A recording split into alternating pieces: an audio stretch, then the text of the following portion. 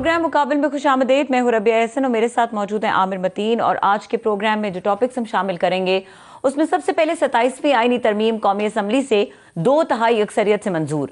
Vote ترمیم کے حق میں جو ڈالے گئے وہ 234 تھے، جبکہ مخالفت میں 4 ووٹ ڈلے. ترمیمی بل میں چند اضافی شقیں بھی شامل. سینٹ سے دوبارہ منظوری ہوگی. پارلیمنٹ میں بلاول بھٹو کا 2 ٹوک اعلان. کسی کا باپ بھی 18ویں ترمیم ختم نہیں کر سکتا. اپوزیشن احتجاج ضرور کرے مگر سیاسی میدان خالی نہ چھوڑے. جبکہ وزیراعظم کا کہنا ہے کہ 18ویں ترمیم میں تبدیلی ہو سکتی ہے لیکن صرف اتفاق رائے سے. اور دہشت گردی میں خارجی ہاتھ کی نشاندہی کی. افغان حکومت سے مطالبہ کہ اپنی سرزمین پاکستان کے خلاف استعمال نہ ہونے دے. خیبر پختونخوا امن جرگے کا اعلامیہ جاری. جرگے نے امن و امان سے متعلق مجوزہ قوانین پر فوری عمل درآمد کا مطالبہ کیا. دہشت گردی سے نمٹنے کے لیے مختلف تجاویز اور سفارشات پر غور کیا گیا. ادھر نئی دہلی میں دھماکے کو 2 دن گزر گئے مگر سرکاری طور پر وجوہات اب تک سامنے نہ لائی جا سکیں. نریندر مودی کا کہنا ہے کہ سازش کرنے والوں کو کسی صورت نہیں بخشیں گے. اور بھارتی ریاست بہار کے انتخابات میں این ڈی اے نے میدان مار لیا. ایگزٹ پولز کے مطابق واضح برتری حاصل. خطے میں امن کو بھارتی حکومت کے اقدامات سے کیا خطرات لاحق ہیں، اس پر آج کے پروگرام میں بات کریں گے. عامر صاحب، سٹارٹنگ فرام 27ویں آئینی ترمیم، آج قومی اسمبلی سے بھی اس کو منظور کرا لیا گیا ہے. اب یہ سینٹ میں دوبارہ جو ہے وہ جائے گی کیونکہ اس میں مزید ترامیم ہو چکی ہیں، وہ بھی منظور ہو گئی ہیں. جی، اس میں کوئی سسپینس تو رہ نہیں گیا تھا.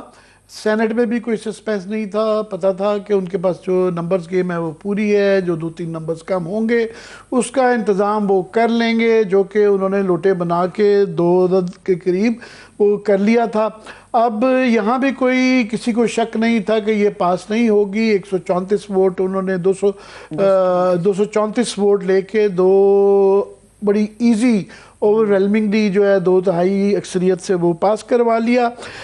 بس صرف فرق یہ پڑا ہے کہ ابھی کیونکہ انہوں نے 6 ترامیم کے اندر مزید ترامیم کی ہیں تو اس لیے اب سینٹ کے بعد ایک دفعہ دوبارہ جائے گی اور وہ آئیز کریں گے. اس کے بعد صدر پاکستان کے پاس جائے گی، وہ دستخط کریں گے اور یہ ایک حقیقت بن جائے گی 27ویں آئینی ترمیم. ہاں، جو 6 مزید ترامیم کی گئی ہیں اس کے اندر جو سب سے نمایاں ہے وہ ہے آرٹیکل 176 کے اندر جو ہے پہلے جو کیا گیا تھا کہ اس میں چیف جسٹس آف پاکستان کو، کیونکہ سپریم کورٹ کو جو ہے سپریم کورٹ آف پاکستان کہلاتا تھا اور چیف جسٹس آف پاکستان کہلاتے تھے، تو انہوں نے صرف سپریم کورٹ کر دیا اور یہ بھی فیڈرل کانسٹیٹیوشنل کورٹ کر دیا. تو چیف جسٹس آف پاکستان کی جگہ ان کا عہدہ ضرورت صرف چیف جسٹس سپریم کورٹ رہ گیا تھا. تو ابھی ترمیم کر کے انہوں نے دوبارہ بحال کر دیا ہے کہ وہ chief justice of Pakistan he supreme court کے چیف جسٹس موجودہ کہلائیں گے. یہ صرف موجودہ کے لیے ہے یا آفریدی صاحب کے لیے ہے، کیونکہ یہ ایک ہلکا سا عذرائے تفنن موسٹلی لوگوں نے ذرا مذاق اڑایا کہ دیکھیں جی سپریم کورٹ جو ہے نا وہ ابھی اس کے جو اختیارات ہیں وہ سیشن کورٹ اور سول کورٹ کے رہ گئی ہیں. وہ صرف اپیلیں وہ بھی جو ہے سول کورٹس کے اندر اور کرمنل کورٹس کے اندر بس سنیں گے. وہ ایک اپیلیٹ کورٹ رہ گیا ہے اور چیف جسٹس آف پاکستان واقعی وہ اب رہ بھی نہیں گئے ہیں. تو دیکھیں، تو وہ اس کے بعد آج یہ تبدیلی کرنے کے بعد چیف جسٹس آف پاکستان یا آفریدی کہلائیں گے، مگر یہ صرف پرسن سپیسیفک انہی کے لیے ہے کہ ان کو یہ اعزاز دے دیا گیا ہے، ان کی عزت بحال کر دی گئی ہے. مگر اس کے بعد جو چیف جسٹس آف پاکستان کہلائیں گے وہ فیڈرل کانسٹیٹیوشنل کورٹ یا سپریم کورٹ میں جو سینئر موسٹ ہوگا وہ چیف جسٹس آف پاکستان ہوگا. مگر کیونکہ آئینی ترمیم کے ذریعے جو فیڈرل کانسٹیٹیوشنل کورٹ ہے اس کے ججوں کی عمر جو ہے 68 سال کر دی گئی ہے، تو اس بات کا اب قوی امکان ہے، بلکہ یقیناً آپ کہہ سکتے ہیں کہ آئندہ جو بھی چیف جسٹس آف پاکستان ہوا کرے گا وہ کانسٹیٹیوشنل کورٹ کا ہوا کرے گا، اور وہ بالکل نہ صرف ان فیکٹ بلکہ ان نیم آلسو وہ تابع ہوگی کانسٹیٹیوشن کورٹ کو اوپر کر دیا گیا ہے پہلے بھی اس میں کوئی شک نہیں تھا، اختیارات کے حوالے سے بھی کانسٹیٹیوشن کورٹ، کیونکہ ابھی ترامیم کے ذریعے یہ کہہ دیا گیا ہے کہ جہاں بھی یہ سوال آئے گا کہ کوئی ایسا ایشو آتا ہے جس میں یہ اگر کوشچن آ جائے، سوال آ جائے کہ کس کو سپریم کورٹ کو مقدم رکھنا ہے یا فیڈرل کانسٹیٹیوشن کورٹ کو، آئینی عدالت کو، تو یہ پہلے ہی اب ترمیم کر دی گئی ہے کہ وہ آئینی عدالت جو ہے اس کا جو فیصلہ ہوگا وہ مقدم ٹھہرایا جائے گا سپریم کورٹ کے اوپر، سو لہذا پہلے ہی وہ تابع ہے ان ورڈز۔ اب جو ہے صرف یحییٰ آفریدی صاحب کے لیے پرسنل سپیسیفک یہ کیا گیا ہے کہ وہ جب تک ہیں انکمبنٹ، جو جب تک ہیں تو وہ چیف جسٹس آف پاکستان کہلائیں گے، اس کے بعد سینیورٹی کا پرنسپل لگے گا، جس کا مطلب ہے کہ وہ ہمیشہ آئینی عدالت کے چیف جسٹس ہی، کیونکہ ان کی جو ریٹائرمنٹ کی ایج 68 ہے اور ان کی 55 ہے، تو ان کے ہی بنا کریں گے۔ اب یہ ہے کہ اس کی کیا کرنے کی ضرورت تھی، ایک مذاق اڑانے والی بات ہے، یا ایک میں سمجھتا ہوں کہ آپ نے سپریم کورٹ کے سارے اختیارات لے لیے تو چیف جسٹس کے بھی سارے، چیف جسٹس آف پاکستان کے بھی سارے اختیارات لے لیے، تو یہ میرا خیال مناسب تھا کہ ان کو پھر چیف جسٹس ہی کہہ دیتے، مگر لوگوں کو اعتراض ہے کہ وہ سپریم کورٹ بھی نہیں کہلانا چاہیے اس کو، کیونکہ وہ سپریم نہیں ہے۔ سپریم کا مطلب ہوتا ہے سپریم، کہ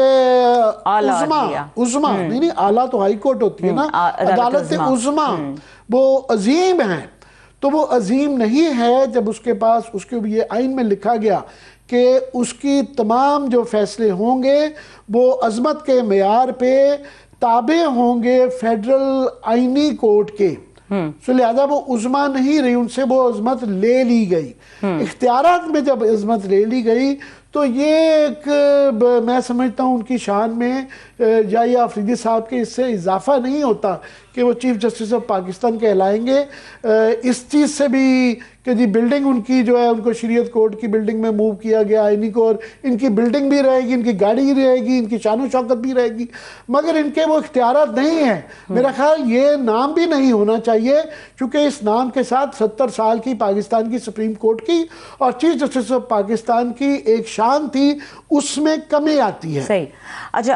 عامر صاحب ہمارے ساتھ موجود ہیں ماہر قانون تجزیہ کار بیرسٹر سعد رسول صاحب، ان کو ویلکم کریں گے۔ السلام علیکم۔ جی میں چاہوں گا بیرسٹر صاحب، بہت شکریہ، آپ ہمیشہ ہمارے لیے وقت نکالتے ہیں، it's always a pleasure to have you with us. یہ میں ذکر کر رہا تھا کہ آج جو ترامیم کے اندر جو مزید ترامیم کی گئی، ان میں سب سے اہم تھی کہ چیف جسٹس آف پاکستان جو موجودہ ہیں، چیف جسٹس یحییٰ آفریدی، ان کے ہوتے ہوئے وہ سپریم جسٹس آف پاکستان ہی کہلائیں گے۔ کیا کہیں گے اس ترمیم کے اوپر، ترمیم میں؟ دیکھیے بہت شکریہ عامر صاحب، it's a pleasure to be speaking to you ہر دفعہ۔ سر گزارش یہ ہے کہ آہستہ آہستہ جیسے جیسے یہ پروسیس تھوڑا آگے بڑھ رہا ہے، یہ بات ڈینائی کرنے سے بھی ڈینائی ہوتی نظر نہیں آ رہی کہ اس ترمیم کے اندر، اس پورے مسودے کے اندر بہت ساری پرسن اسپیسیفک کچھ چیزیں موجود ہیں، جیسے کہ ابھی آپ نے بات کی چیف جسٹس یحییٰ آفریدی صاحب والی، پریزیڈنٹ صاحب کی جو امیونٹی ہے کی بحث چل رہی ہے، اس کے بارے میں بھی بات کی جا سکتی ہے۔ اسی طرح آئین کی ترمیم کے اندر اگر ہم سسٹم کے بارے میں، مجھے لگا کہ بات تھوڑی کم سوچی گئی اور موجودہ سسٹم کے بارے میں بات تھوڑی سی زیادہ ڈیلیبریشن ہوئی۔ آپ نے ابھی جس طرح انٹروڈکشن کے اندر بات کی، سپریم کورٹ تو ایفیکٹولی ایک جو انسٹیٹیوشن بنایا گیا تھا، جو آئین پاکستان کے اندر ایگزسٹ کرتا تھا 73 سے آنورڈز، جو اس سے پہلے بھی جس کی لیگیسی فیڈرل کورٹ کی ہے، وہ انسٹیٹیوشن تو ایفیکٹولی ایگزسٹ ہی نہیں کرتا۔ اس حد تک کہ اس آئین کی ترمیم میں، اور بڑے افسوس کے ساتھ کہنا پڑتا ہے کہ جب یہاں پہ سپریم کورٹ کی جورسڈکشن کو ڈیفائن کیا جا رہا ہے، یا سپریم کورٹ کی جورسڈکشن پہ کچھ بات کی جا رہی ہے، ڈیفائن تو نہیں، کچھ بات کی جا رہی ہے، تو فار ایگزامپل 175F کے اندر یہ الفاظ استعمال کیے گئے ہیں کہ جو matters related to rent and family ہیں، فیملی میٹرز اور رینٹ میٹرز، وہ سپریم کورٹ سنے گی۔ تو وہ جو افیکٹولی جو بیس تھی سپریم کورٹ کی پاور کی وہ آئین کے اوپر اس بنیادی عمرانی معاہدے پہ جو ریاست کی پاورز ڈیفائن کرتا ہے اور شہریوں کے حقوق ڈیفائن کرتا ہے، اس بیسک آئینی معاہدے کے اوپر سپریم کورٹ کی رائے حتمی ہوگی یا وہ حتمی رائے قائم کر سکتے ہیں. یہ فنڈامنٹل پاور تھی سپریم کورٹ کی جو افیکٹولی ان کے پاس ایگزسٹ نہیں کرتی. وہ اس نئی آئینی عدالت کے پاس ایگزسٹ کرے گی، جس آئینی عدالت میں بڑی ضروری بات ہے، ویسے تو آپ اسٹرکچر کو، عدالت کے اسٹرکچر کو شاید چینج بھی کر سکتے ہیں، لیکن جو اس کے اندر بنیادی بات ہے وہ یہ ہے کہ آئینی عدالت کی اپوائنٹمنٹ پریزیڈنٹ کر رہے ہوں گے ایٹ لیسٹ انیشلی، اور سبسیکوئنٹلی ایسا جوڈیشل کمیشن کر رہا ہوگا جس کے اندر گورنمنٹ کی نامینیٹڈ ممبرز کی میجورٹی ہے. تو میں اس میں بصد احترام اس کو تھوڑا کنکلوڈ کرتے ہوئے آپ کی اجازت سے کہوں کہ تمام ایسے مقدمات جو آئینی نوعیت کے مقدمات ہیں، اور وہ آئینی نوعیت کے مقدمات جتنے بھی ہیں ان میں ریاست ایک فریق ہے. ہر آئینی مقدمے کے اندر ریاست ایک فریق ہوتی ہے. تو ہر آئینی مقدمہ جس میں میرے حقوق، آپ کے حقوق شامل ہوں گے، جس میں ریاست فریق ہوگی، وہ مقدمہ اس آئینی عدالت کے سامنے لگے گا جس کے ججز کو ریاست خود پک کرے گی. یہ جو فنڈامنٹل ڈیفیکٹ ہے اس کو کسی طریقے ٹھیک کرنا پڑے گا. اس کے بغیر بڑا مشکل ہے کہ انڈیپینڈنس آف جوڈیشری کسی بھی صورت کے اندر اس میں ڈیفینڈ کی جا سکے. میں آپ کی بات سے جو اخذ کر رہا ہوں، بہت اہم بات کی آپ نے کہ اب جو آئندہ مقدمات ہوں گے ان کے متعلق یہ کہا جاتا ہے کہ یہ ریاست ورسز ریاست کہلائی جا سکتی ہے یا جانی چاہیے، کہ ایک طرف تو ریاست پارٹی ہوگی، دوسری طرف بھی چونکہ یہ تمام جو جج پہلی دفعہ جو 6 لگائے جائیں گے، پہلے 7 بتایا جا رہا تھا، ابھی ذرائع کے حوالے سے چل رہی ہے، فی الحال شاید ہو سکتا ہے 6 لگائے جائیں. یہ ریاست نے نامینیٹ کرنے ہیں، اور ایگزیکٹو جوڈیشل کونسل جس کا بڑا ایک اختیار اب آ گیا ہے کہ یہ کئی دفعہ اگر ایشو آ جائے گا کہ کوئی کس عدالت میں یہ جانا ہے تو ان کا رول بھی ہوگا، وہاں بھی ایگزیکٹو کی ڈومیننس ہے. تو یہ ریاست ورسز ریاست ہی ہوا کرے گا. دیکھیں، میں اس کو تھوڑا سا آپ کی اجازت سے عامر صاحب توسیع کر دوں کہ جو ابھی جیسے کہ آپ جانتے ہیں کہ اس وقت ڈرافٹس میں ہر قسم کی ترمیم کی افواہ چل رہی ہے، لیکن جو لاسٹ رپورٹڈ ڈرافٹ جس کو ہم سب نے دیکھا، اس میں آئینی عدالت کی جو انیشل اپوائنٹمنٹ ہے وہ پریزیڈنٹ کریں گے. تو نیچرلی وہ اسٹیٹ آف پاکستان کو ریپرزینٹ کرتے ہیں، ان کے نامنیز ہوں گے، اور اسٹیٹ آف پاکستان ان تمام مقدموں میں فریق ہوگی جو یہ عدالت سنے گی. اس کے علاوہ میں آپ کی اجازت سے ایک اور بنیادی بات، ہمیں بہت ساری باتوں کے اوپر ہم 18ویں ترمیم دیگر چیزوں پہ بحث کر سکتے ہیں، ایون جو ملٹری کا انٹرنل سٹرکچر ہے اس پہ اچھی بری بات پہ بحث کر سکتے ہیں. دیکھیں، ہم اس میں باقی ترمیم کے اوپر بحث ہو سکتی ہے کہ وہ اچھی ہے، بری ہے، اس کے فائدے کیا ہے، نقصان کیا ہے، لیکن جو جوڈیشل پارٹ ہے اس ترمیم کا، اس کے اندر 2 یا 3 بیسک بنیادی باتیں ہیں. ایک یہ جو ہم نے بحث کر لی کہ سپریم کورٹ کے پاس اب تقریباً کوئی اختیار نہیں ہوگا. سپریم کورٹ کے نیچے جو ہائی کورٹ ہے وہ بھی آئینی مقدمے سن سکتی ہے، اس کے اندر ایک آئینی بینچ ہوگا جو آئینی مقدمے سنے گا. سپریم کورٹ کے اوپر جو آئینی عدالت ہے وہ بھی آئینی مقدمے اور فنڈامنٹل رائٹس کے کوسچنز کو دیکھ سکتی ہے. صرف درمیان میں سپریم کورٹ ہوگی جس کے پاس یہ اختیار نہیں ہوگا. ایون جو اس کے تابع عدالت ہے ہائی کورٹ، اس کے ججز کے پاس اختیارات زیادہ ہوں گے compare to the supreme court. دوسری بات، اس کے اندر جو ججز کی ٹرانسفر پروویژن ہے آرٹیکل 200، اس کے اندر یہ کہا گیا کہ اب جبکہ ایک بات یہ کی گئی کہ کسی بھی جج کو ٹرانسفر کرنے کے لیے اس جج کی مرضی ضروری نہیں، یعنی کہ پہلے تو موجودہ آرٹیکل 200 کے نیچے تو اس جج کی مرضی شامل ہونی ضروری تھی. اب کہا گیا کہ اس کی مرضی شامل ہونی ضروری نہیں، اس کو ٹرانسفر کیا جا سکتا ہے. دوسرا کہا گیا کہ اور اگر کوئی جج ٹرانسفر اپنی نہیں مانے گا تو اس کو برخاست کر دیا جائے گا. اب اس کے اندر بنیادی بات، ویسے تو یہ کہنے کو شاید اسلام آباد ہائی کورٹ کے ججز کے پرسپیکٹو کے اندر گورنمنٹ خود بھی اب یہ بات کر رہی ہے تو شاید انہی کے پرسپیکٹو میں ہوگی، لیکن جو اس سے لارجر سوال ہے وہ سمجھنا ضروری ہے. اور وہ لارجر سوال یہ ہے کہ اگر آپ ججز کے اندر، تمام ہائی کورٹ کے ججز کے اندر، اسلام آباد کے، لاہور کے، سندھ کے، بلوچستان کے، کے پی کے، آپ انہیں یہ بتا دیں کہ اگر فیصلہ کوئی ایسا ہوا جس سے پاور سٹرکچر کو نقصان پہنچ رہا ہوا تو آپ کو ٹرانسفر کر دیا جائے گا، تو جو جج صاحبان اپنی اپنی جگہ پہ متعلقہ مقدمات سن رہے ہیں اسلام آباد ہائی کورٹ کے علاوہ، ان کے اندر بھی یہ ایک چلنگ ایفیکٹ ہوگا اس کا، جو انڈیپینڈنس کو بھی خراب کرے گا، ان کے فیصلوں کے اوپر بھی اس کا عکس آئے گا، اور پاکستان کا جو پروجیکٹ آف جسٹس ہے اس کے لیے اچھا نہیں. ایک تو یہ بڑی اہم ہے کہ ظاہر ہے یہ ایک تلوار لٹکتی رہے گی یہ تمام ججز کے اوپر. دوسرا آپ نے کہا یہ جو انوملی کا ذکر کیا ہے کہ سپریم کورٹ کی اب یہ جو موجودہ اب حیت بننے جا رہی ہے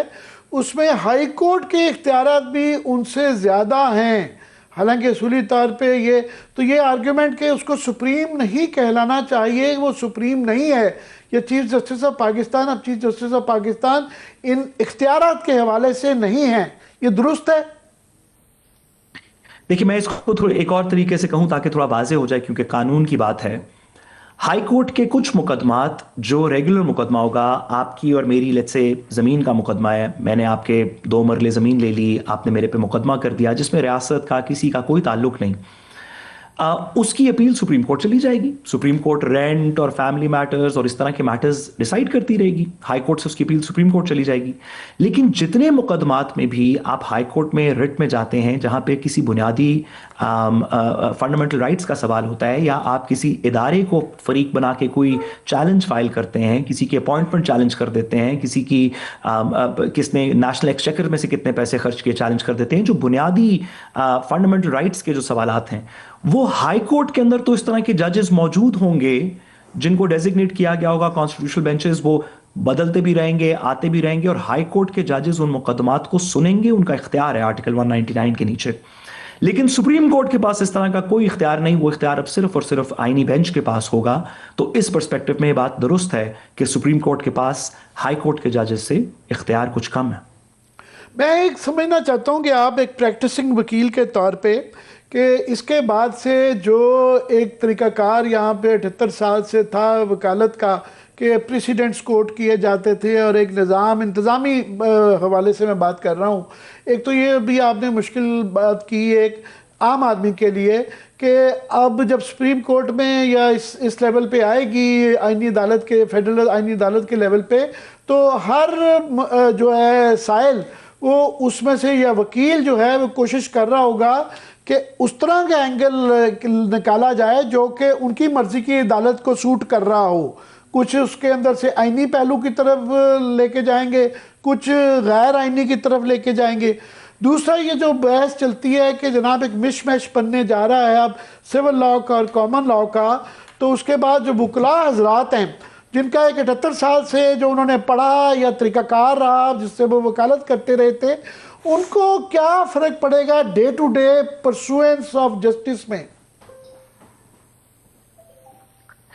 دیکھیے سب سے پہلے تو میں گزارش کروں جو آپ نے جو سب سے پہلے بنیادی سوال کیا کہ اب سپریم کورٹ کے پہلے سپریم کورٹ کے پاس کہ آئین میں لکھا ہوا تھا آرٹیکل 189 میں اور 190 میں کہ تمام پاکستان کے ادارے, تمام پاکستان کی ایگزیکٹو اتھارٹی سپریم کورٹ کے فیصلے کو فوراً برآمد لائے گی اور اس پہ عمل درآمد کرے گی. اب یہ بات آئینی عدالت کے لیے لکھی گئی ہے اس ترمیم کے اندر, لیکن میں اس میں صرف ایک چھوٹی سی بنیادی بات پاکستان کے اندر کر سکوں کہ اگر تو اس طرح کی گارنٹی صرف آئین میں لکھے جانے سے کمپلیٹ ہو جاتی ہیں تو پھر بھی کچھ قرار آ جاتا. آپ کو پتہ ہی ہے کہ فار ایگزامپل سپریم کورٹ نے ریزروڈ سیٹس کا فیصلہ صادر کیا, الیکشن کمیشن نے اس کو امپلیمنٹ کرنا تھا, آئین میں تحریر شدہ تھا کہ سپریم کورٹ کے تمام فیصلوں پہ منوان عمل کیا جائے گا, اور الیکشن کمیشن نے نہیں کیا. اسی طرح اب اگر آئینی عدالت کے لیے بھی یہ پاور دے دی گئی ہے تو پاکستان کے اندر انفارچونیٹلی ریسنٹ جوڈیشل ہسٹری یہ ہے کہ اصل میں کیا ہوگا اس کا بہت زیادہ تعلق نہیں اس بات سے کہ آئین میں لکھا کیا ہوا ہے. آئین میں 90 دن کے الیکشنز بھی لکھے ہوئے تھے, آئین میں لکھا ہوا ہے کہ آپ میرے چار دیواری کا پامال نہیں کا تقدس نہیں پامال کریں گے, آپ مجھے آئین میں لکھا ہوا ہے کہ میرے پاس right of freedom of movement ہے, پولیٹیکل ایکٹیویٹی ہے. تو آئین میں لکھی ہوئی گارنٹیز پاکستان کے اندر پچھلے کافی دہائیوں سے ویسے تو, لیکن خاص طور پہ پچھلے چند سالوں سے ہم نے دیکھا کہ یہ لکھی ہونے سے وہ گارنٹیز ایگزسٹ نہیں کرتی جب تک اس کے پیچھے ادارے, حکومت, لوگ دیگر, جس طرح آپ نے وکلا حضرات کی بات کی, بار کے لوگ, دیگر لوگ جو کہ اس وقت اس طرح کے کام کرتے نظر نہیں آ رہے, جب تک اس کے پیچھے کوئی اسٹرینتھ نہ ہو تو انفارچونیٹلی ہم ایک ایسے سسٹم میں سے, ایک ایسے وقت میں سے گزر رہے ہیں پچھلی چند دہائیوں سے, جیسے میں نے کہا, اور آج کل خاص طور پہ شاید,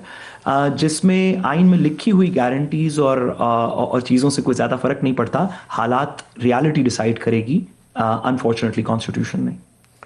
یہ ایک آتی ہے، یہ آپ نے ذکر کیا کہ جو آئین کے اندر لکھی ہوئی جو گارنٹیز ہیں،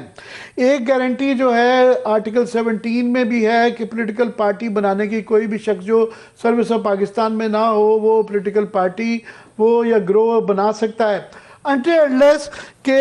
حکومت کو یہ لگے کہ وہ جو کر رہا ہے طریقہ کار prejudicial to the sovereignty اور integrity of پاکستان نہ ہو تو وہ بنا سکتا ہے، یا کسی پارٹی کے متعلق بھی اگر گورنمنٹ یہ ریفرنس دے تو اس کا جو ہے پارٹی کی وہ کینسل بین اس کے اوپر لگ سکتا ہے۔ یہ ابھی جو ترمیم پہلے کسی نے غور نہیں کیا تھا، آپ بھی یہ ہمارے کولیگ ثاقب بشیر صاحب نے بھی سینئر رپورٹر ہیں، کورٹ کو بڑی گہری نگاہ سے دیکھتے ہیں، انہوں نے بھی اس کو پوائنٹ آؤٹ کیا ہے کہ جناب پہلے یہ سپریم کورٹ کے پاس یہ چیز جاتا تھا، یہ ریفرنس، اب یہ جو ہے فیڈرل کانسٹیٹیوشن کورٹ کے پاس جائے گا۔ تو پہلے بھی یہ سوال آیا تھا جب بلے کا نشان پی ٹی آئی سے لیا گیا اور یہ آوازیں اٹھی تھی کہ ان کو بین کر دینا چاہیے، اب دوبارہ کسی ماحول کے اندر اگر یہ کوئی جاتی ہے تو یہ پھر آئینی عدالت کے پاس اب یہ معاملہ جائے گا، اور اس آئینی عدالت کے پاس جس کے پاس جو کہ ریاست اور آن دی ایڈوائز آف دی ایگزیکٹو جو ہے وہ جج لگائے گئے ہیں، تو اس طرح یہ فیصلہ ہوگا۔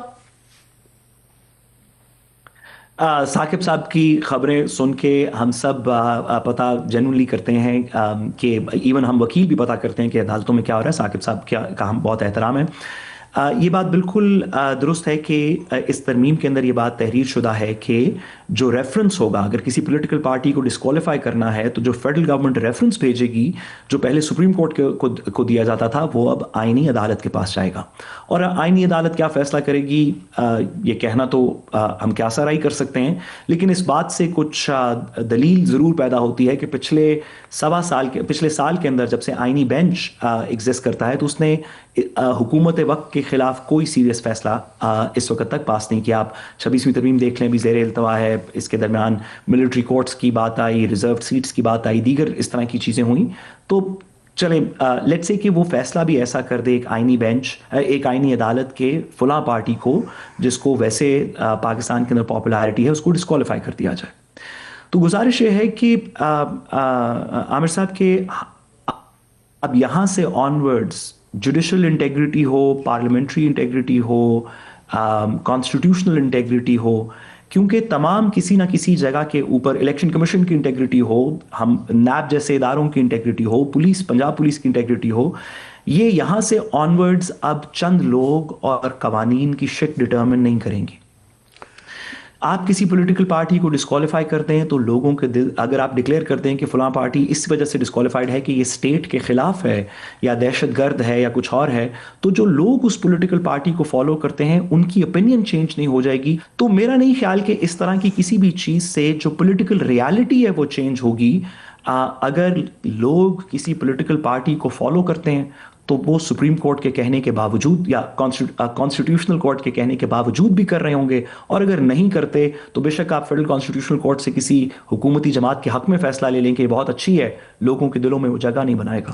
ایسے تو سیاسی اگر اس پہ جائیں تو اگر یہ سیاسی طور کے ممکن ہوتا تو جہاں فائز صاحب نے جو ہے بلے کا نشان لے لیا، الیکشن کمیشن نے ملٹیپل جو ان کے پی ٹی آئی کے الیکشنز جو ہیں اس کو نہیں مانا، تو اگر یہ ہوتا تو اس وقت بھی وہ بین کر سکتے تھے۔ تو شاید ہمارا بھی یہی خیال ہے کہ پریکٹیکل ریزنز دیکھتے ہوئے اس حد تک نہیں گئے، مگر لیگلی کانسٹیٹیوشنلی اب یہ جو ہے ان کو کہیں نہ کہیں کچھ سہارا لینا پڑتا تھا، فنڈامنٹل رائٹس ان کے معنی آتے تھے،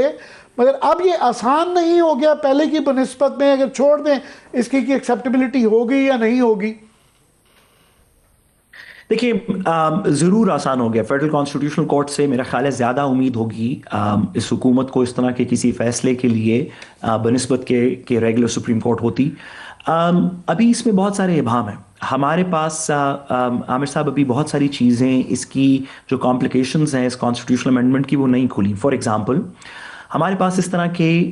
سپریم کورٹ کی ججمنٹس موجود ہیں جو 13 ممبر 15 ممبر بینچز کی ججمنٹس موجود ہیں جو بہت زیادہ اسٹرکٹ کانٹورز اپلائی کرتی ہیں کہ پولیٹیکل ایکٹیویٹی کو کب روکا جا سکتا ہے یا پولیٹیکل پارٹی کو کب بین کیا جا سکتا ہے. اسی طرح ہماری کانسٹیٹیوشنل ٹچ سٹون کے اوپر 21ویں ترمیم جس نے فنڈامنٹل ہمارے آئین کے کچھ بنیادی فیچرز کو آئیڈینٹیفائی کیا تھا جس کے بیونڈ آئینی ترمیم بھی نہیں ہو سکتی, وہ 13 ممبر بینچ کی ججمنٹ ہے.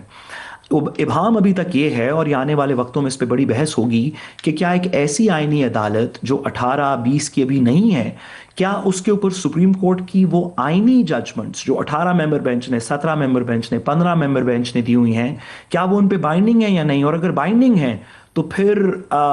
تو میرا خیال ہے کہ اس طرح کی کوئی پولیٹیکل ڈسکوالیفیکیشن کرنی بہت مشکل ہو جائے گی. آپ میری اس کے لیے ایجوکیشن کے لیے ابھی تو جو آئینی عدالت ہے اس کے لیے پرانے جو پریسیڈنٹس ہیں وہ ضروری نہیں ہے ان کے متعلق جو ہے زیادہ خیال کرنا. دوسرا آپ کہہ رہے ہیں کہ اس وقت یہ فیصلہ آ گیا تھا کہ آئینی کچھ چیزوں کے متعلق آئینی ترمیم بھی نہیں ہو سکتی, مگر مجھے یہ سمجھائیں جو آرٹیکل 39 کے اندر جو ترمیم میں تھوڑی سی توسیع کروں میرا یہ کہنا ہے کہ جو ماضی کی ججمنٹس ہیں وہ آئینی بینچ پہ لازم ہوں گی, خاص طور پہ وہ ججمنٹس جو آئینی بینچ اگر 7 ممبر کا ہے 8 ممبر کا ہے 9 کا ہے تو جو ججمنٹس 13 یا 15 یا 18 ججز نے پاس کی تھیں وہ اس آئینی بینچ پہ بائنڈنگ ہوں گی. اس وجہ سے بائنڈنگ ہوگی کہ پاکستان کی ساری جورسپروڈنس آئینی بینچ سے پہلے کی ہے. اگر آپ کہیں کہ کوئی ججمنٹ ان پہ بائنڈنگ نہیں ہے تو پاکستان کا سارا قانون کولیپس کر جائے گا. ہماری بہت ساری چیزیں سپریم کورٹ کی ججمنٹ کتابیں چل رہی ہوتی ہیں, ہر روز کے قانون کے معاملات سپریم کورٹ کی ججمنٹس کتابیں چل رہے ہوتے ہیں, تو ماضی کی ججمنٹس ان پہ بائنڈنگ ہوں گی. یہ میرا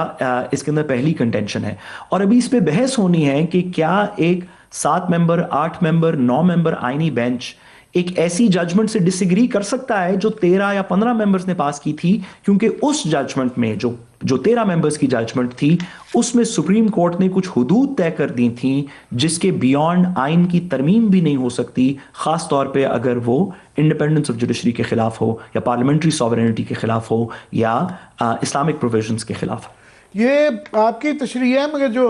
حکومت کی طرف جو مائل لوگ ہیں یا تمام بار کے لوگ جو ہیں ان کی تشریح جو ہمیں ابھی تک بتائی گئی ہے وہ یہی ہے کہ یہ جو آئینی عدالت ہوگی اس کے لیے جو کامن لاء کا جو ایک طریقہ کار تھا وہ نہیں ہے, سول لاء کا جو دنیا بھر میں کیا جاتا ہے اس کے مطابق ضروری نہیں ہے کہ وہ پریسیڈنٹس کو یا بڑے بینچز کی اس کو خاطر میں لائیں. یہ اس پہ میں چاہوں گا آپ مزید وہ کریں, پر اس کے ساتھ ایک اور چیز ایڈ کر دیں. میں آپ سے چاہ رہا ہوں کہ سمجھ سکوں کہ آرٹیکل 39 میں جو ترمیم کی گئی ہے کہ جی اب آئینی عدالت بھی یہ جو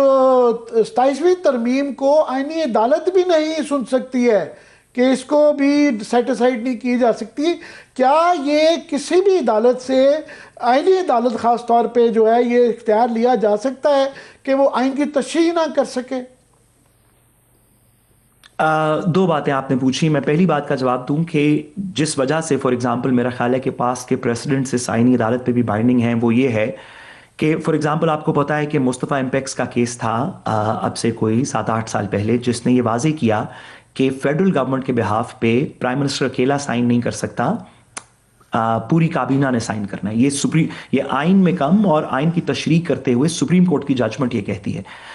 اگر آپ یہ کہہ دیں کہ آئینی عدالت پہ کچھ بھی بائنڈنگ نہیں ہے اور آج سے نیا قانون یہ بنائیں گے تو اس کا مطلب ہے کہ کیا کل سے اس طرح کی پاورز انڈو ہو گئیں؟ اب کیا کل سے پرائم منسٹر اکیلا فیڈرل گورنمنٹ کے بہاف پہ سائن کر سکتا ہے؟ تو میرے خیال میں جو پاسٹ پریسیڈنٹس ہیں وہ ہولڈ کریں گے. جو دوسری بات آپ نے آرٹیکل 239 کی جو امینڈنگ کلوز ہے, میں اس میں واضح کرتا چلوں کہ اس ترمیم سے پہلے بھی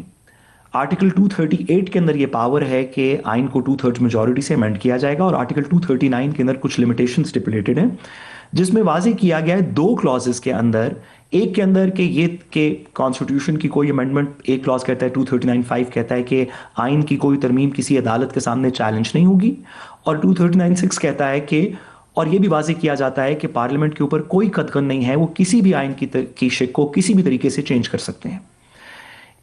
ان دونوں کلازز کے ہونے کے باوجود یہ کلازز ہمارے آئین میں 1973 آنورڈز یا شاید 79 آنورڈز ایگزسٹ کرتے ہیں. ان کے ہونے کے باوجود پاکستان کی اس کے بعد کی 50 سالہ تاریخ میں 21 में से जो पहली 21 अमेंडमेंट हैं उसमें से 14 चैलेंज हुई थी और सुप्रीम कोर्ट ने वो मुकदमात सुने. उन्होंने कहा हम इसको नहीं मानेंगे, इसको नॉन ऑब्स्टैंटी क्लॉज कहते हैं कि हम ऐसे क्लॉज को नहीं मानेंगे. अगर ये क्लॉज मानना शुरू कर दिया जाए कि आप एक कानून में लिख सकते हैं कि अदालत इस कानून को चैलेंज नहीं सुनेगी, तो फिर तो ये शिक हर कानून के अंदर डाल दी जाएगी. आप जो भी कानून बनाए उसमें लिखते हैं अदालत इसका चैलेंज नहीं सुनेगी. तो अगर ये कर दिया जाए फिर तो अदालतें वैसे ही खत्म हो जाएंगी. तो सुप्रीम कोर्ट ने कहा कि इन शिकों के बावजूद हम आईनी तरमीम के खिलाफ मुकदमात को सुनेंगे, और 21वीं तरमीम में कहा कि अगर वो बेसिक फीचर्स को वायलेट करते हैं तो हम स्ट्राइक डाउन भी कर देंगे आईनी तरमीम. तो मेरा नहीं ख्याल कि इसको लिख देने से कोई हमारी जूरिस्प्रूडेंस पे फ़र्क पड़ता है. अगर चैलेंज है और वो आईनी और वो मुतल्लिका फोरम के सामने जाए, ख्वाह वो आईनी अदालत ही क्यों ना हो, तो वो सुनेंगे. ये शिक उसके आड़े नहीं आएगी. मिस्टर साहब, और सेकेंडली देखिए, जब बहस कराई जाती है तो उसका मकसद ये थोड़ी होता है कि हवा में बातें कर ली जाएं, फिर उन तमाम केसेस को उठा के देखा जाए जहां पे उसको नोटिस लिया गया और ये देखा जाए कि उनकी पॉजिटिव इम्पैक्ट्स क्या हुए और नेगेटिव इम्पैक्ट्स क्या हुए. एक दो फैसलों की बुनियाद पर पूरी चीज़ को उड़ा देना ये हेल्दी डिस्कशन तो नहीं है. बहुत शुक्रिया, आपने हमें वक्त दिया. यहाँ पे वक्त हुआ है ब्रेक का. ब्रेक के बाद डिस्कशन को कंटिन्यू करेंगे. हमारे साथ रहिए.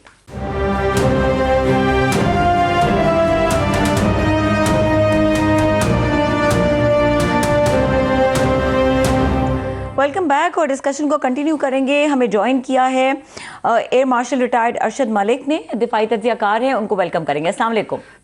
जी वालेकुम, बहुत शुक्रिया. मुझे आप एयर वाइस मार्शल साहब, बहुत खुशी हुई आपने हमारे लिए वक्त निकाला. मैं नाजरीन के लिए थोड़ा सा कि हमारा बहुत ज़्यादा हम फोकस इस वक्त हुए हुए हैं अपने सियासी मामलात में, अंदरूनी सियासी मामलात में, जबकि हमारे मशरकी और मगरबी बॉर्डर्स के ऊपर हालात इस वक्त जो हैं वो थोड़े से अभी गर्म हैं और तशवीशनाक भी हैं. भारत में जो है इस वक्त ये 2-3 रोज़ पहले दिल्ली के अंदर एक धमाका हुआ लाल किले के करीब. शुरू में ये इतलाएं उनकी अपनी आती रहीं कि वो शायद गाड़ी के अंदर जो है कोई कंटेनर फट गया, मगर अभी उसका एक सिलेंडर फट गया तो उसकी वजह से ये हुआ. मगर अभी वो तफ्तीश हुकूमत की तरफ से उनकी अभी इसको नहीं किया गया, कोई इल्ज़ाम नहीं लगाया गया, मगर उनके मीडिया के अंदर इसका रुख बदला जा रहा है कि जी कश्मीर के अंदर जो है जैश के और उनके बकौल मुबैना तौर पे पाकिस्तान से मुल्क जो वाबस्ता तंजीमें हैं उनके पोस्टर लगे और एक पूरी रामलीला की एक कहानी बनाई गई है कि डॉक्टर्स का, मुसलमान का, जो कि इंडियन डॉक्टर्स हैं, उनका एक ग्रोह है जिसकी तफ्तीश जारी की जा रही है. और एक उसके अंदर ये नहीं है कि नवाब स्वामी जैसे वो उनके इस तरह के मीडिया के लोग, शेखर गुप्ता जैसे मेन स्ट्रीम के उनके बड़े जो सहाफ़ी हैं, वो भी ये इस तरह की एक वॉर मॉन्गरिंग सी हो रही है. तो हमारा यहाँ माजी इंडिया में रहा कि जब भी उनके यहाँ कोई इलेक्शन होता है तो वहाँ पे इस तरह की एक फ़िज़ा बनाई जाती है. बिहार के इलेक्शन की जो है वहाँ अभी इतलाएँ आ रही हैं कि मोस्ट प्रॉब्ली एनडीए जिसका बीजेपी हिस्सा है वो शायद जीतने जा रहे हैं, मगर पता नहीं इस जीत की वजह से वो इस वॉर मॉन्गरिंग को बढ़ाएंगे या कम करेंगे, ये तो वक्त ही बताएगा. मैं चाहूँगा वाइस मार्शल साहब से इसका पूछना कि अभी जो है हमारी उनके साथ जंग उनके बकौल ये टली है, ख़त्म नहीं हुई. उनके बकौल ऑपरेशन सिंदूर उनका अभी जारी है. इस जो लास्ट हमारी जंग हुई थी उनके साथ, स्कर्मिश कह लें, उसमें जो हमने धूल चटाई थी उस वक्त भी हमारा ख्याल था कि वो इतनी बेवकूफ़ी नहीं करेंगे, मगर मोदी साहब का कुछ पता नहीं होता, उन्होंने वो बेवकूफ़ी की. अभी दोबारा ये बहस रहती है कि वो इस तरह की जुर्रत कर सकते हैं.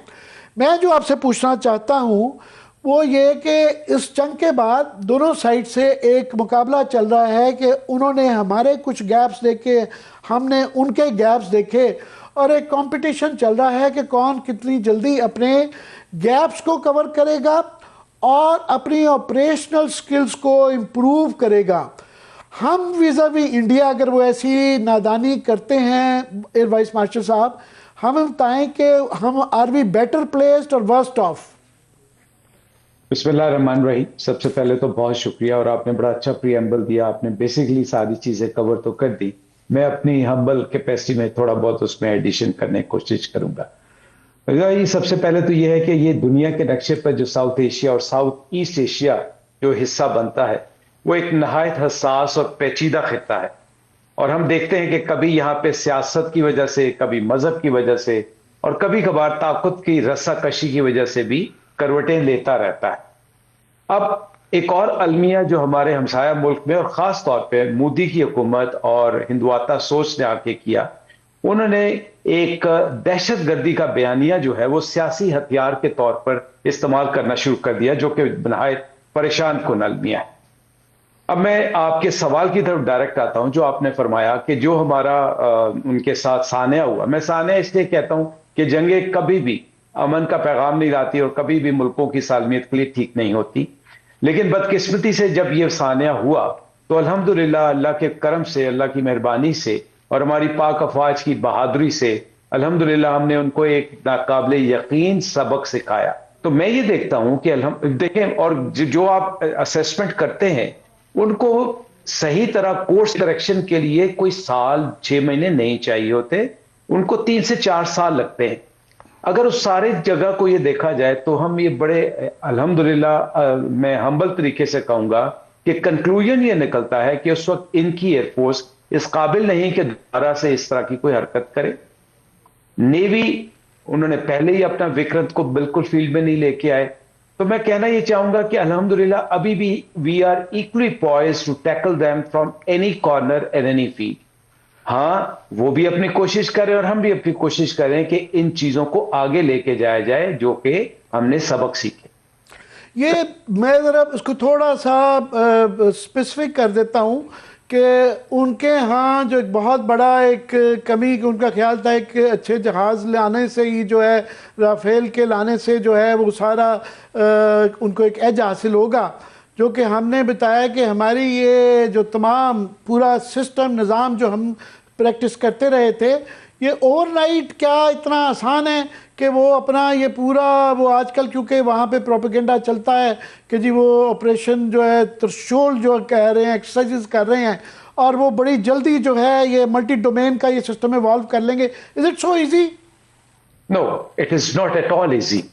But there shouldn't be any confusion in anybody's mind. اور دیکھیں یہ جو تھریشولڈ کرنا، یہ وہ شور ہے، یہ وہ شور و غوغا ہے جس پہ وہ اپنی جو شکست تھی اس کو ایک نیا رخ دینے کی کوشش کر رہے ہیں۔ یہ جتنی مرضی انٹیگریشن کر لیں، آپ کو یاد ہوگا انہوں نے پہلے کولڈ سٹارٹ ڈاکٹرین کا ایک شوشہ چھوڑا، اب یہ ملٹی ڈومین اور ملٹی ایسٹس اور ٹوگیدرنس کا مظاہرہ کرنے کے لیے ایک نئی ایکسرسائز کی ہے، اور اس سے پہلے انہوں نے رشیا کے ساتھ ایک فائر پار کی بھی ایکسرسائز کی۔ اس سے دنوں میں نے پہلے بتایا ہفتوں میں مہینوں میں چینجز نہیں آتی۔ اس کی ٹریننگ کے لیے سکل چاہیے، جذبہ چاہیے اور بہت مضبوط پروگرام چاہیے، جو کہ الحمدللہ میں چونکہ پاکستان ایئر فورس سے ہوں تو پاکستان ایئر فورس سے تو بہت عرصے سے اس پہ اپنی توجہ رکھی ہوئی تھی، اور اسی وجہ سے ہم نے جتنی جلدی J-10 کو لے کے اس کو اپنے وار پلانز میں، اپنی ملٹری پلاننگ میں، اسٹریٹجی میں انڈکٹ کیا، وہ ایک قابل تقلید مثال۔ جبکہ رافیل پہ جو ان کی ٹریننگ نہ صرف انہوں نے خود کی بلکہ فرانس میں کئی مہینے ٹریننگ کرتے رہے، لیکن اس کے باوجود یہ وہاں پہ نہیں پہنچ سکے جس پہ کہ آپ ایک کسی بھی ماڈرن ایئر فورس کو دیکھتے ہیں۔ تو آپ کی آبزرویشن بالکل ٹھیک ہے، یہ تھریشولڈ کر لیں، کچھ بھی کر لیں، یہ اتنے چند محدود وقت میں اس لیول پہ نہیں پہنچ سکتے جس پہ الحمدللہ پاکستان ایئر فورس خاص طور پہ اور پاکستان آرم فورسز ایک عمومی طور پہ موجود ہے۔ میں صاحب کسی دن آپ کے ساتھ لمبا پروگرام رکھوں گا کیونکہ یہ چھوٹے سیگمنٹ کے اندر یہ ایکسپلین کرنا مشکل ہو جاتا ہے، پر میں محدود وقت کے اندر کوئکلی آپ کا استفادہ کرتے ہوئے افغانستان پہ جو ہے ابھی وہاں پہ امن نہیں ہوتا ہوا جو سٹیٹمنٹس آ رہی ہیں وہ بڑی سخت قسم کی آ رہی ہیں۔ آج ملا غنی برادر صاحب نے، ان کے ڈپٹی پرائم منسٹر، یہ کہا کہ وہ اپنی پاکستان سے ساری امپورٹس بند کر دیں گے، اور لاہور پہ اوپر، اسلام آباد کے اوپر حملوں کی باتیں کر رہی ہیں۔ ابھی یہ کل پرسوں جو ہمارے ہاں یہ 3-4 دھماکے ایک دن میں کیے، کدھر دیکھ رہے ہیں معاملات جاتے ہوئے؟ دیکھیں بڑی بدقسمتی کی بات ہے کہ ہمیں جو مغرب کی طرف ایک ایسی طالبان کی حکومت سے واسطہ پڑا ہے جس نے اس خطے کے توازن کو دوبارہ سے ڈسٹرب کر دیا۔ یہ وہ حکومت ہے جس نے خوفزدگی اور جس نے ایک جبر کا تسلسل قائم کرنے کی کوشش کر رہا ہے، اور جبکہ تمام بین الاقوامی طاقتیں جس میں روس ہے، چین ہے، ایران ہے، اور ایون خلیجی طاقتیں بھی ہیں وہ اس ملک میں امن کی خواہاں، اس ایریا میں امن کی خواہاں ہیں، بیکاز اس عدم استحکام سے نہ صرف جو امیجیٹ نیبرز ہیں ان پہ فرق پڑے گا، بلکہ آپ اگر ذہن میں رکھیں تو یہی وہ جگہ ہے جہاں سے ایک عالمی امن دھچکے سے دوچار ہوا تھا. تو یہاں پہ جہاں کے دانشمندی دکھانے کی ضرورت تھی، وہاں پہ افغانستان نے، اور ہمیں بھی کسی سراب میں نہیں رہنا چاہیے، یہ کوئی امن فوراً نہیں آنے لگا. آپ ان سے کیا مانگ رہے ہیں؟ آپ ان سے ایک بات مانگ رہے ہیں کہ دیکھو اپنی سرزمین کو ڈکلیئرڈ اور پروون دہشت گردوں کے زیر استعمال نہ رہنے دو. اور یہ ہم نہیں کہہ رہے، یہ اقوام عالم کہہ رہا ہے اور یونائٹڈ نیشنز اور انڈیپینڈنٹ ایجنسیز کر رہی ہیں. تو میرے خیال میں انہی کی وجہ سے یہ خوفزدگی جو ہے یہ پھیلتی جا رہی ہے، اور یہ وہ جو افغان طالبان ہیں وہ اپنی کمزوریوں کو ایسے راستے پہ لے کے جا رہے ہیں جو اس خطے میں ان کے لیے الحمدللہ ہمارے لیے اتنے اثرات گوریلا وارفیئر کو تو ضرور ہوں گے، بٹ لارجر ٹرم میں ان کے لیے بہت خطرناک ہے، اور خاص طور پہ افغانستان کے عوام کے لیے اس میں بہت بہت زیادہ تباہی ہے جس کا ان کو خیال ابھی کرنا چاہیے. کوئکلی اگر تو وہ یہ کہیں کہ ہمارا اس دہشت گردی کی کارروائی سے کوئی تعلق نہیں ہے اور وہ اس کو ٹوٹلی ڈس اون کریں، تو پھر بھی ہم کہہ سکتے ہیں کہ ان کے سائڈ پہ کوئی کنفیوژن نہیں ہے، انٹینٹ لے رہے. لیکن جب وہ خود حملے کی بات کرتی ہے وہاں کی گورنمنٹ، تو پھر تو کوئی کنفیوژن رہ نہیں جاتی کہ یہ دہشت گردی نہیں ہے، اس ایکٹیویٹی کو وہ اون کرتے ہیں، اس انٹینٹ کو اون کرتے ہیں. جی آپ نے بڑی اچھی بات کی. دیکھیں ہم تو یہ کہتے ہیں کہ وہ جو دہشت گرد ہیں وہ ٹی ٹی پی ہے، لیکن جب ایک ایسی غیر متوازن حکومت کے ذمہ داران آ کے کہیں کہ ہم آپ کو اسلام آباد میں نہیں چھوڑیں گے، ہم آپ کو پشاور میں نہیں چھوڑیں گے، اور ہم انٹرنیشنل باؤنڈریز کو نہیں تسلیم کرتے، تو پھر آپ ان کے دوغلے کردار سے کیا نرم گوشہ لے کے جائیں گے؟ اور پھر جب بھارت جیسا ملک اپنی محدود سفارتی تعلقات رکھتے ہوئے بھی ان کی حمایت کرے گا تو وہ پھر ہم اس حکومت سے کیا توقع کر سکتے ہیں؟ میں آپ کو ایک بات بتاؤں کہ پاکستان یقیناً کائنیٹک مینوور تو کرے گا ہی کرے گا، کیلکولیٹڈ کرے گا، لیکن ہمیں ان کے ساتھ تعلقات میں اس کے ساتھ نیگوشیشن آن دیٹ نوٹ آپ سے کس دن بہت تفصیلاً میں لمبے سیگمنٹ کے اندر ساری چیزیں سمجھنا چاہوں گا. بہت بہت شکریہ وقت نکالنے کا. بہت شکریہ. مارشل ریٹائرڈ ارشد ملک صاحب ہمارے ساتھ موجود تھے، اور یہاں پہ پروگرام کا وقت ختم ہو گیا. دیکھنے کے لیے شکریہ، اجازت دیجیے، اللہ حافظ.